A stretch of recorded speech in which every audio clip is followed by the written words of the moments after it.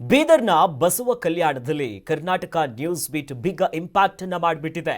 ಬಸವ ಕಲ್ಯಾಣದ ward number 13ರ ಈ ಧರ್ಮ ಪ್ರಕಾಶ್ ಏನಿದೆಯಲ್ಲ, ಈ ಓಣಿಯಲ್ಲಿ ಚರಂಡಿ, ಶೌಚಾಲಯ ಹಾಗೂ ಕಸದ ಸಮಸ್ಯೆಗಳು ಹೆಚ್ಚಾಗ್ತಾ ಇತ್ತು.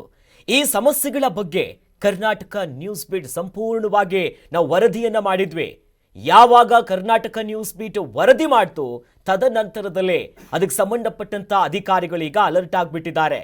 ಸುದ್ದಿಯ ನಂತರದಲ್ಲಿ ಸ್ಥಳಕ್ಕೆ ನಗರಸಭೆಯ ಪೌರಾಯುಕ್ತರು ರಾಜು ಡಿ ಬಣಕರ್ ಅವರು ಭೇಟಿ ಕೊಟ್ಟರು.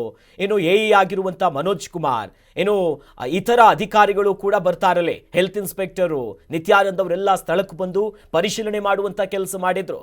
ಅಲ್ಲಿನ ಸಮಸ್ಯೆ, ಜನರ ಗೋಳುಗಳೇನಿತ್ತು ಅದನ್ನ ರಾಜ್ಯದ ಜನರ ಮುಂದೆ ಬಿಚ್ಚಿಡುವ ಕೆಲಸವನ್ನ ಕರ್ನಾಟಕ ನ್ಯೂಸ್ ಬೀಟ್ ಅಲ್ಲಿ ಹೋಗಿ ಗ್ರೌಂಡ್ ರಿಯಾಲಿಟಿಗಳು ಏನಿದೆ, ಯಾವ್ಯಾವ ರೀತಿಯಾಗಿ ಸಮಸ್ಯೆ ಆಗ್ತಿದೆ, ಆರೋಗ್ಯದ ಮೇಲೆ, ಪರಿಸರದ ಮೇಲೆ, ಜನ ಅಲ್ಲಿ ನಿತ್ಯ ನರಕ ಯಾತನೆಯಲ್ಲಿದ್ರು, ಅದನ್ನ ಎಳೆಯಾಗಿ ವಿಸ್ತರಣೆ ಮಾಡ್ತಾ ಹೋಯ್ತು. ನಾವು ಆ ಸುದ್ದಿ ಬಿತ್ತರಿಸಿದ ನಂತರ ಈಗ ಸ್ಥಳಕ್ಕೆ ಅಧಿಕಾರಿಗಳು ಭೇಟಿ ಕೊಟ್ಟು ಪರಿಶೀಲನೆ ಮಾಡಿದ್ದಾರೆ.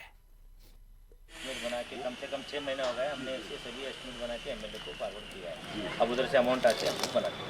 कितना टाइम होगा, कितने तो बच्चे गिर कुछ गए, नहीं, उधर से कुछ नहीं, उधर रिस्पांस नहीं